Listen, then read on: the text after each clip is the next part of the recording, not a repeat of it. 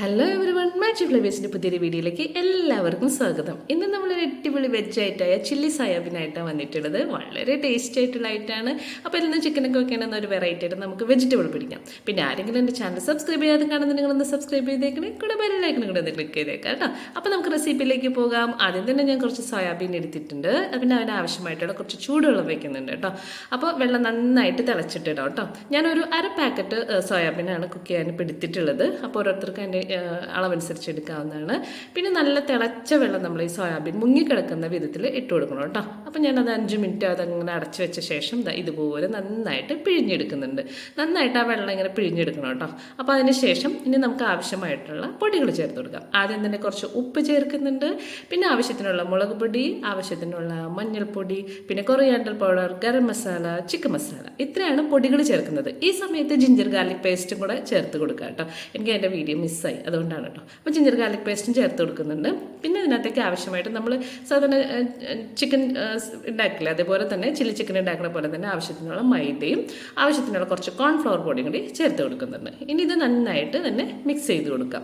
അപ്പോൾ നന്നായിട്ട് മിക്സ് ചെയ്തിട്ട് കൈ കൊണ്ട് തന്നെ മിക്സ് ചെയ്യുക കേട്ടോ. അപ്പോൾ എന്നാലാണ് എല്ലാ പൊടികളൊക്കെ എല്ലാ ഭാഗത്തേക്കൊക്കെ നന്നായിട്ട് പിടിക്കുള്ളൂ. അതൊരു 10 മിനിറ്റ് അങ്ങനെ റെസ്റ്റ് ചെയ്യാണ്ടിരിക്കട്ടെ. അതിനുശേഷം നന്നായിട്ട് ഓയിൽ ചൂടായ ശേഷം നമ്മളിത് ഓരോന്നോരോന്നായി ഇടുക. അപ്പോൾ അത് വറുത്ത് കിട്ടുമ്പോൾ തന്നെ അറിയാം നമ്മുടെ ചിക്കൻ്റെ പോലെ തന്നെ ഇരിക്കുന്നുണ്ട്. ചിക്കൻ്റെ പോലെ ഇരിക്കുന്നുണ്ടെന്ന് മാത്രമല്ല കേട്ടോ, അതേ ടേസ്റ്റ് തന്നെയാണ്, നല്ല രുചിയുണ്ട് കേട്ടോ. ഒരു പ്രാവശ്യം എല്ലാവരും ഒന്ന് ട്രൈ ചെയ്ത് നോക്കണേ.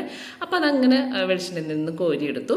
അതിനുശേഷം അതേ ഓയിലിൽ തന്നെയാണ് ഞാൻ ഇത് ഉണ്ടാക്കുന്നത്. അതിനകത്തേക്ക് ആവശ്യമായുള്ള ഇഞ്ചി, പച്ചമുളക്, സവാള, ക്യാപ്സിക്കം ഇത്രയും ചേർത്ത് കൊടുക്കുന്നുണ്ട്. അതൊന്ന് ഒരു പതുക്കെ ഒന്ന് ചൂടായി വരുമ്പോഴേക്കും തന്നെ നമുക്ക് പൊടികൾ ചേർത്ത് കൊടുക്കാം.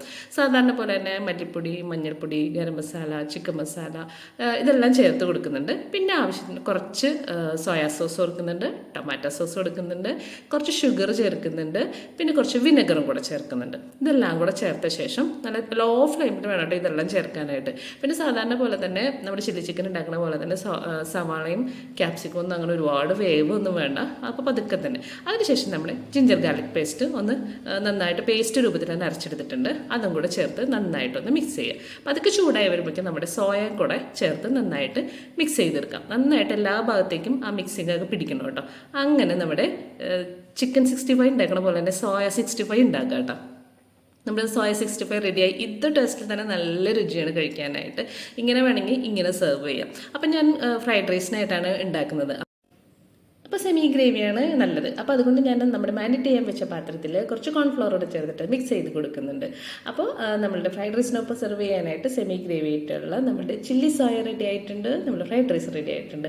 വളരെ ടേസ്റ്റി ആയിട്ടുള്ള ഒരു ഐറ്റമാണ്. ഇന്നത്തെ വീഡിയോ എല്ലാവർക്കും ഇഷ്ടമായെന്ന് വിചാരിക്കുന്നു. എല്ലാവരും ഒന്ന് ട്രൈ ചെയ്ത് നോക്കണേ. അപ്പോൾ ഇന്നത്തെ വീഡിയോയുടെ അവസാനിക്കുകയാണ്. നല്ലൊരു പുതിയ വീഡിയോയുമായി കാണുന്നവരായിരിക്കും. ബൈ.